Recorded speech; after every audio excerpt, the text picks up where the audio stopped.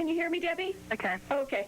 You have this Sun-Venus conjunction, Moon-Venus conjunction, which Virgo is a sign that, as a rule, does tend to think about one's habits and routines and health. Was there something specific with your health that you were questioning about? Oh, not really. Yeah. I think that your health should be relatively good right now. I mean, there's energy coming to you. There's insight, Mercury in the mind, Mars in Scorpio. The sun right now is in the sign of Scorpio. So you're getting some ideas. You're examining things that you haven't examined in a while. Are you on any kind of medication? No. Have you ever been? No. Because this Neptune-Mars Mercury conjunction in Scorpio, you might have somehow been curious about dealing with your alternate states of consciousness. Have you ever done any kind of therapy? No. No? Well, I think at some point it might be something you might enjoy, even if you just read some books on it. If you got into, what kind of thing, do you work? I'm going to therapy for my back. Uh-huh. Okay. So it's about the physical more than the mental, right? Well, I think the thing is that you have to understand that the nature of have you got money problems? No, not right now. Not right now. Okay, I think the nature of health is something that you have to look at it holistically. So whenever there is something to do with the physical body that's bothering you, you might look a little bit at where the mental part of it is. I'm not saying that one causes necessarily the other. They can be connected. So you might gently kind of pursue the idea of what it is that might be causing you or partially causing you to have the physical symptoms. 5 minutes, or your call will be interrupted. Oh, how about my love life? I'm sorry? About my love life. I think this month is a good time for you. Oh, really? Yeah. So go and enjoy it. I have to go now. Thanks for calling. Thank you very much. Let's get to Becky calling from Bedford. She's watching on cable channel 12. Date of birth is February 7th, 1970. Good morning, Becky. You're on with Mary Michele. Good morning. Good morning, Becky. I mostly want a general. Okay. February 7th, right?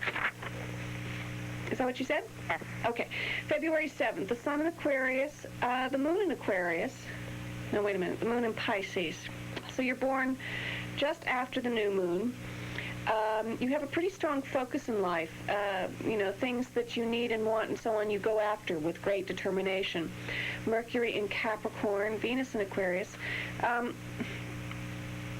Are you involved in computers? No, but I really do love computers. I'd like to get back into. Mm-hmm. What kind of work do you do? Do you work? Yes. Right now, though, I'm in. So. You're in between jobs? Yes. I think that in January, there's going to be an opportunity that's going to come along when the planet Uranus goes into the sign of Aquarius that is going to be really stimulating for you. This is not to say that, something might not come up before then, but I think that all of these, planets in Aquarius, Mars in Aries, you have a very healthy Mars, your energy is good, you know how to go after what you need and what you want. Let's see, Neptune in Sagittarius.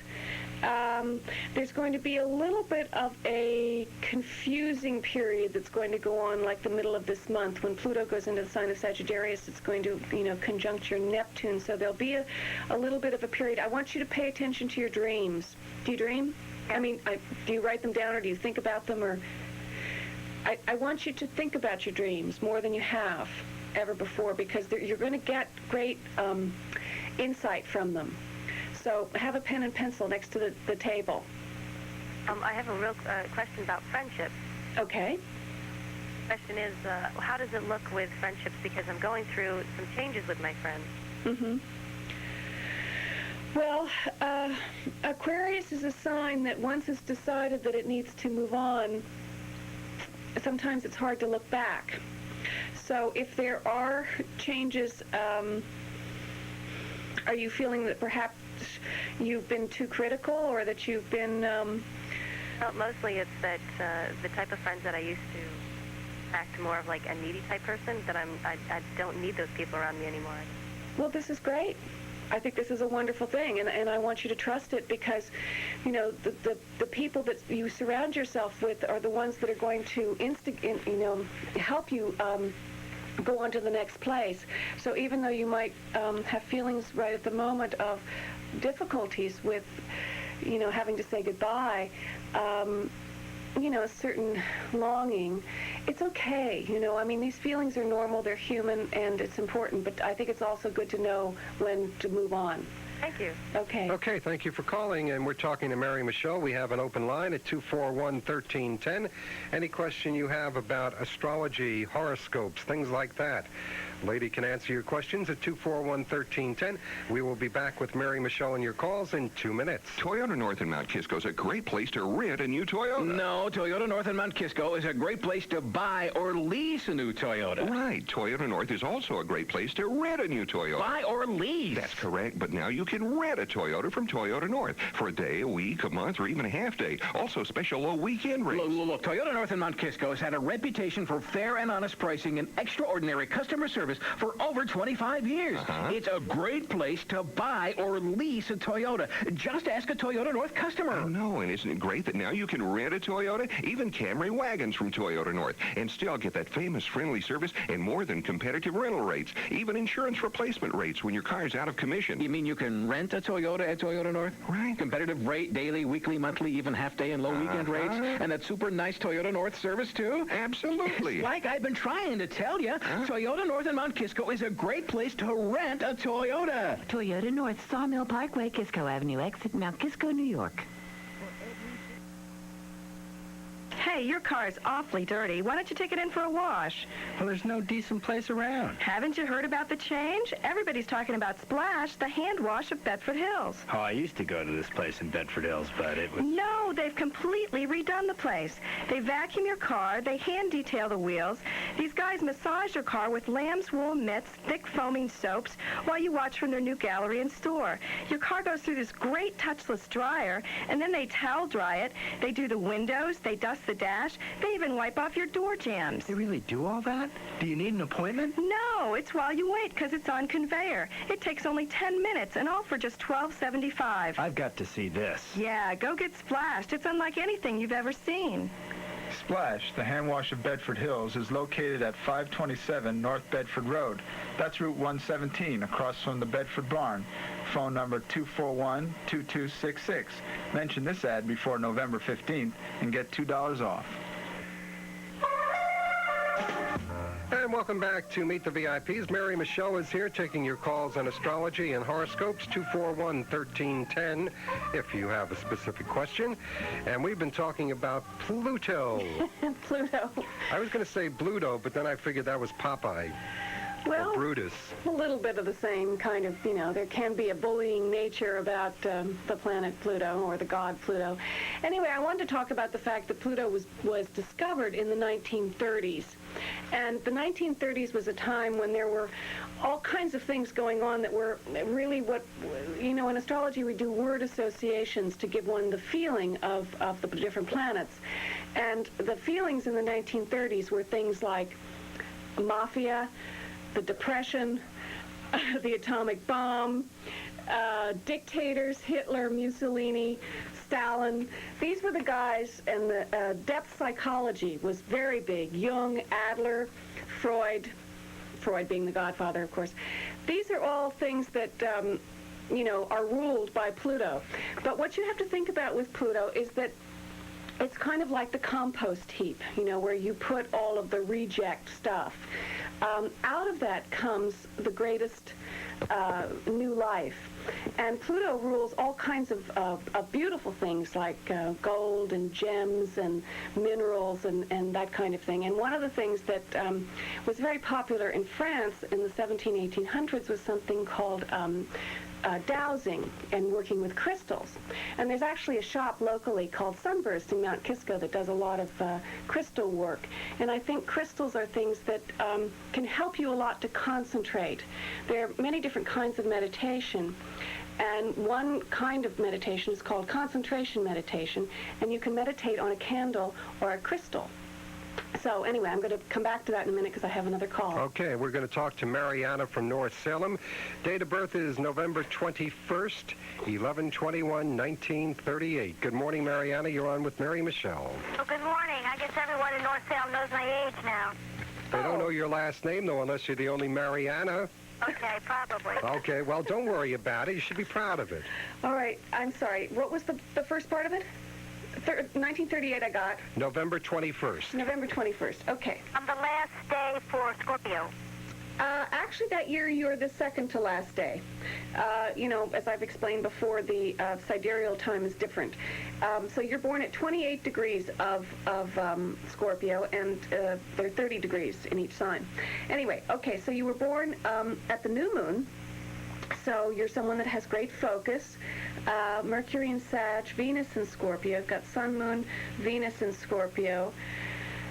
Mars in Libra, Jupiter in Aquarius. Excuse me. The North Node in Scorpio. Have the last 10 years been a difficult time for you? Yes, it has. Mm-hmm. It's changing. It's change. You probably would have started to feel the change a little bit. Let's see. I think it was in the spring. Pluto went into the sign of Sagittarius for a minute this past spring. So there might have been just a little bit of a lessening of these pressures, and kind of the window of opportunity of what's going to be coming up here the end of November for you.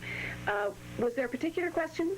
I got very sick in 1992 with all different kinds of arthritis. Uh-huh. And now I have a really bad hip, so I have to get surgery. What does it say in there about surgery? Anything?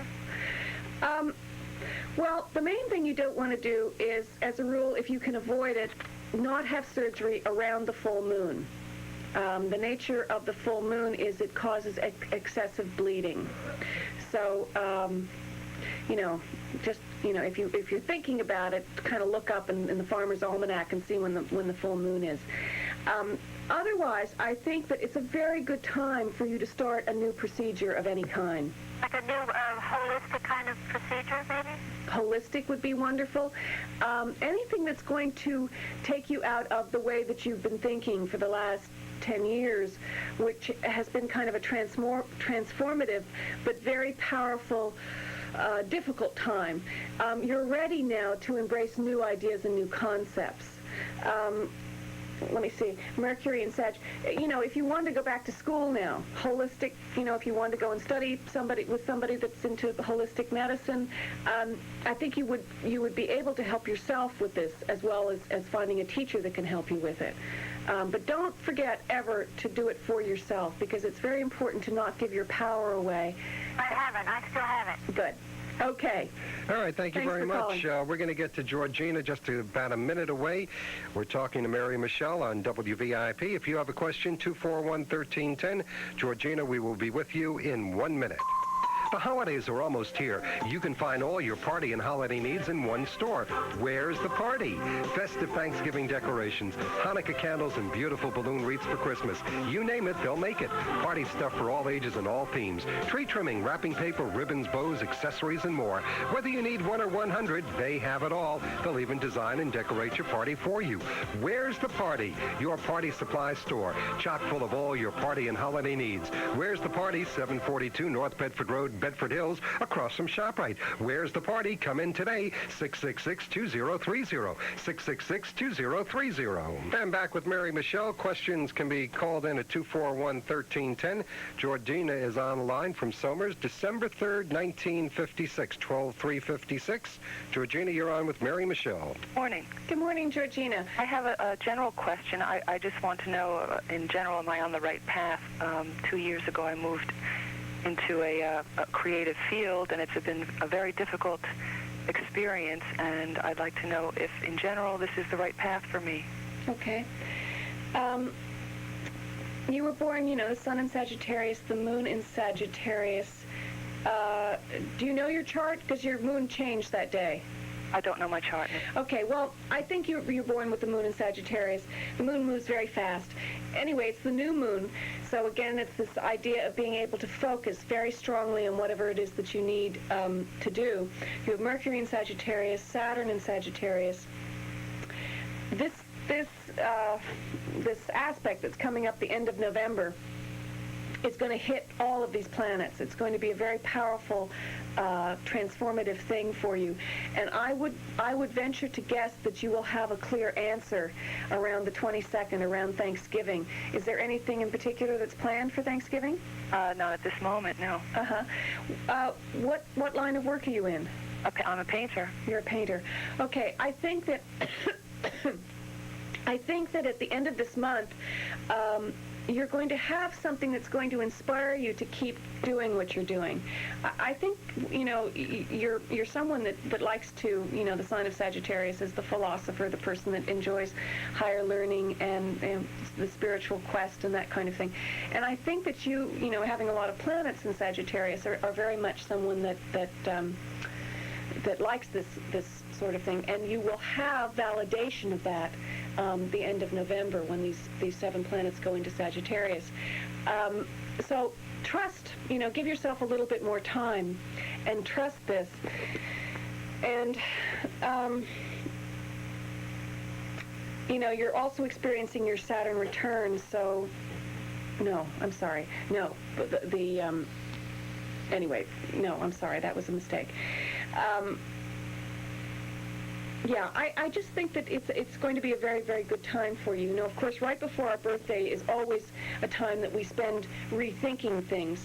So you might not feel this completely until just after your birthday, but I think it's positive. I think it's positive and transformational. Okay, thank you very much. Thanks for calling. Okay, thank you very much. Now you have about 2 minutes to talk about all of Pluto. Pluto. Well, it's a little tiny planet where the sun never shines. It's quite far away. I think I want to talk about the correlation between Persephone and Inanna, or Ishtar. Inanna... That was a bad movie, though. Probably the worst that was ever made. Ishtar is the Babylonian. Inanna is the Sumerian. It comes from that part of the world, Mesopotamia, the cradle of civilization, as it is known, because it's the first known written language.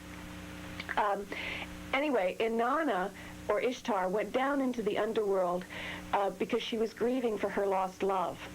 And she was the goddess of love. And the goddess of the underworld put her through many trials and tribulations. Every time she passed one of the gates, she had to give something up. She had to give up her crown. She had to give up her jewels. She eventually had to give up her clothes. And she was standing there naked before the goddess of the underworld. So she basically had to go all the way down into the depths of herself and examine her motivations and the things that were important to her. And what happened was that the world couldn't live without love, so the other gods got together and told the goddess of the underworld, Erishikiel, I can barely pronounce her name, that she had to let Inanna back. So when Inanna came back, she was not only the goddess of love, but she was the goddess of heaven.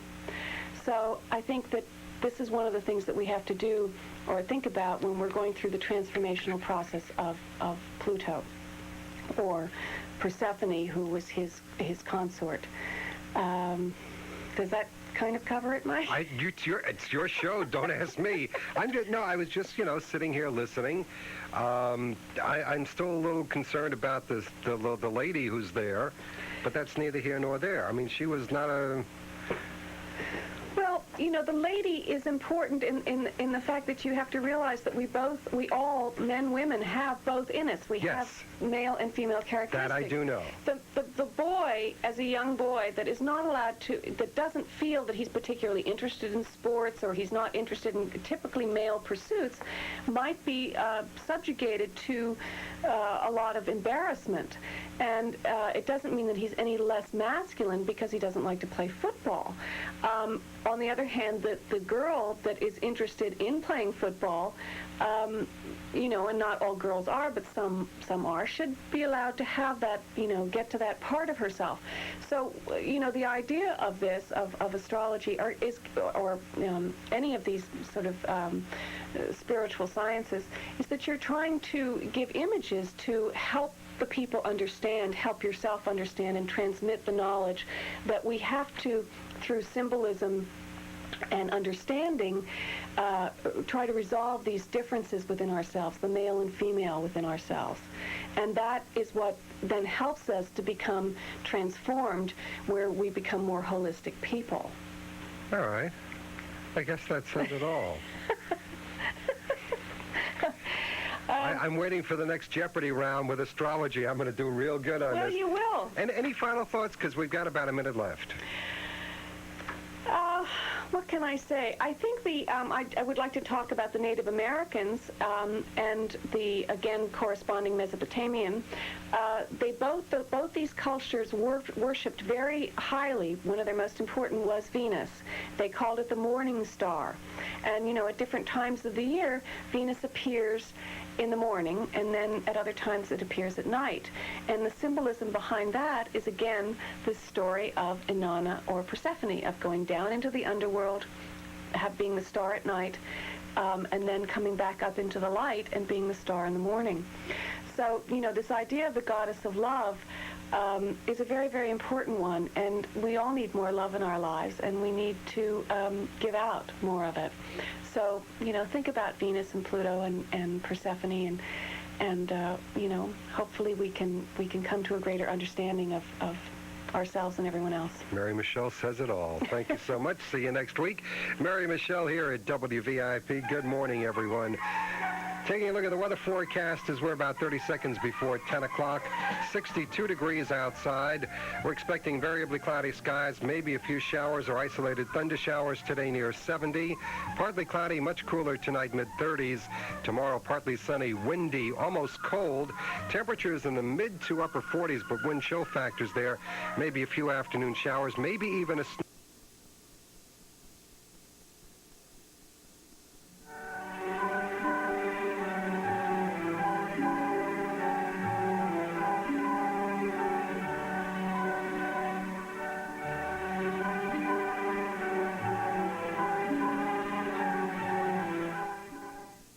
Hello and welcome. You're watching Live in Style. I'm Lori Blanchard for WVIP. We're here with our host, Ann Klima. Ann is a member of...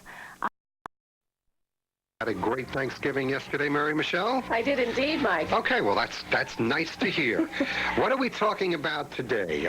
Well, we're going to talk about Saturn today, but first I want to honor the turkey. As you can tell, this necklace that I have on is made of a bunch of different kinds of bird feathers, and I just want all of us to take a moment of silence to really thank all of the different elements that went into feeding us yesterday. Okay, thanks a lot. So now we're going to talk about Saturn. Saturn was the ancient god, also known as Kronos.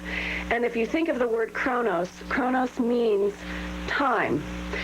So he's always related to the festival of Christmas and the New Year, because the winter solstice, when wait a minute, I'm not tracking here. Anyway, Saturn is the god that you see, the image that we have at New Year's Eve, when the old Father Time goes out with the scythe or the sickle. Okay, that is Saturn.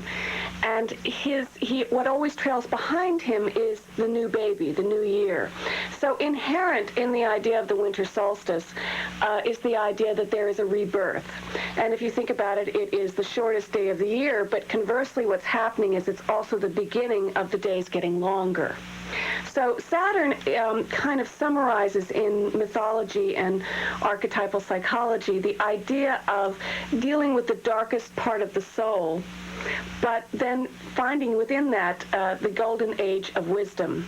And in the ancient belief, Saturn did rule what was known as the golden age. You know, we had the Bronze Age and the Iron Age and the Silver Age and so on. But Saturn ruled over what was known as the Golden Age, when people didn't have to work, when everything was beautiful, fruit fell off the trees. It was really quite a spectacular time.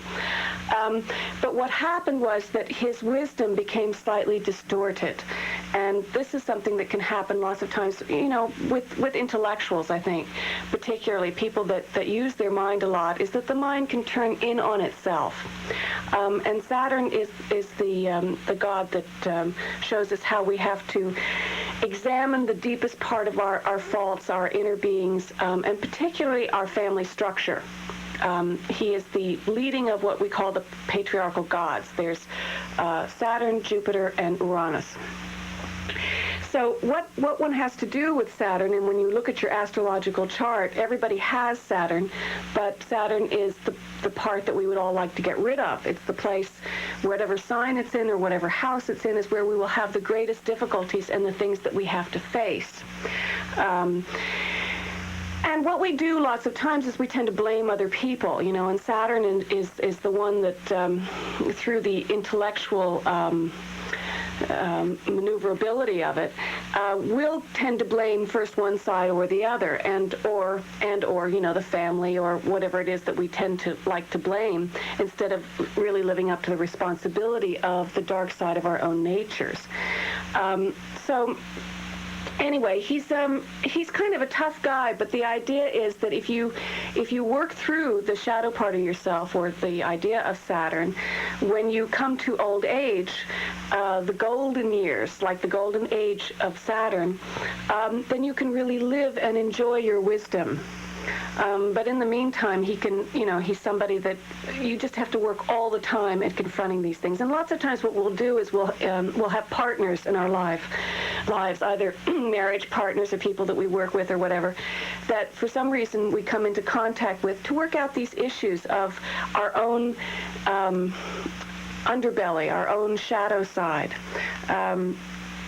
I'm not quite sure of this, but I think Saturn and Saturnalia and the winter solstice in the Celtic idea relates very strongly to the green god.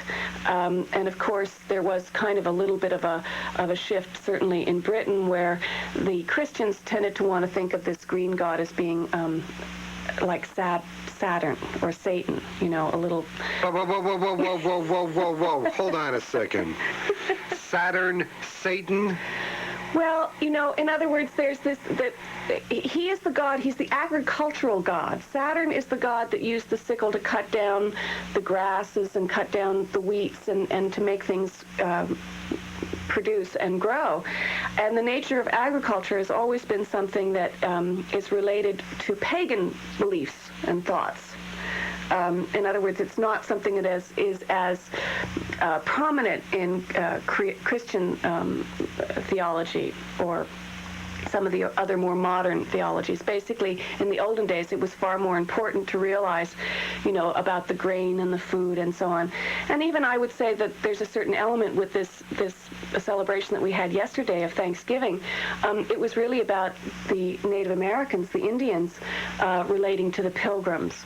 It was a give and take of the old ideas with the new. And Saturn is someone that is very much about having to cut out and get rid of old ideas and create new ones.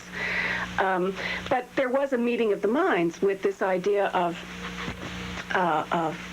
really dealing with agricultural food, nature, which the green man in the Celtic English history, was because he was also considered very virile.